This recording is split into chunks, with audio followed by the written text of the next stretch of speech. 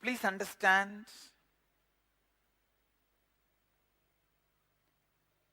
do not resist does not mean accept.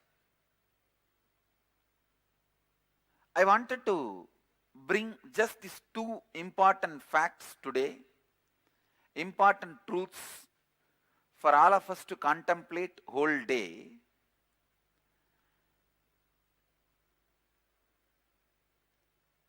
Whether you feel you are powerless, bound, or you feel powerful, liberated, both is decided inside your strategy planning. Please understand, whether you feel bound or you feel liberated, both does not get decided based on how you are able to proceed in your life. I wanted to remind this fact. The external happening, whether it is a success or failure, does not directly contribute you feeling powerful or powerless.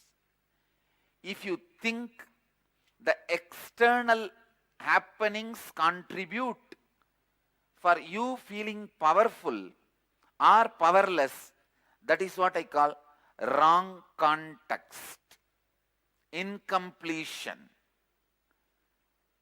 Please understand, even if you feel powerful, excited, energetic, blissful, if you think external happening is the reason for that joy, for that powerfulness, for that excitement, for that bliss, you are having joy out of wrong context, it will not stay with you.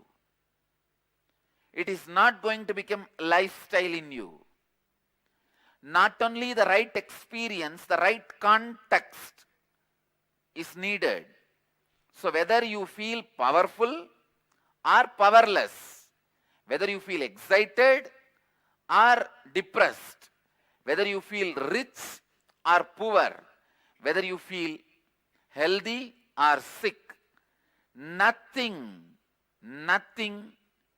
comes from external happening. It is the experience of you having about you.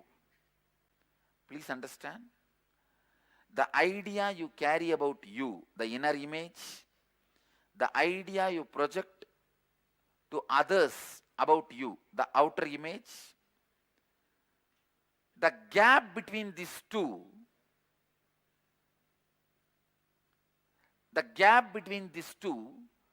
brings tremendous self-condemnation and disrespect to yourself.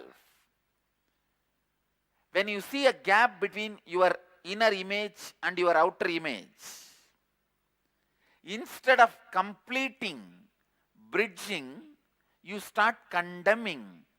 Condemning is like pulling a rope which has a knot. See, a rope has a knot. You try to pull both sides strongly to remove the knot. Is the knot going to be released? No. Same way, the disrespect or the self-condemnation is not going to complete the gap between inner image and outer image. All I am trying to tell you is, first, do not resist this gap. I am not saying accept. No. I am not saying accept. Do not resist this gap. Only when you don't resist, you will start moving in the right direction. You will start having right strategy planning. Please understand, when you drop the resistance, the first thing will happen in you. The self-condemnation, the disrespect will start melting down. As long as the disrespect is kept alive, because you don't respect yourself, you create larger and larger outer image.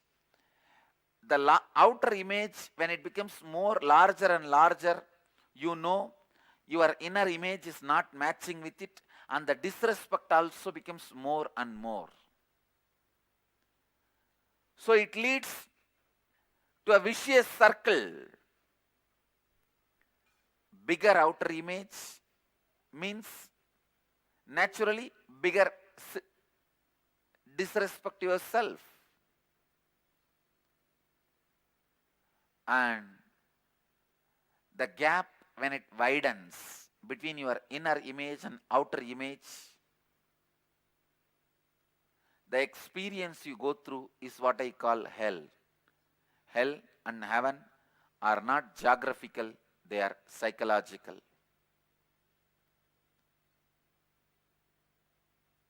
When there is a more disrespect, naturally you can't sit with yourself, you can't digest you can't digest your own existence. Then naturally, where will you reside? Where will you rest? The resting place is, come on, let's create a bigger image. Bigger image out of wrong context is not going to be solving your life, not going to be leading to more and more completion. The completion happens when your inner image, your idea about you, and the outer image, the idea you project to others, when these two are bridged. When these two are bridged, only then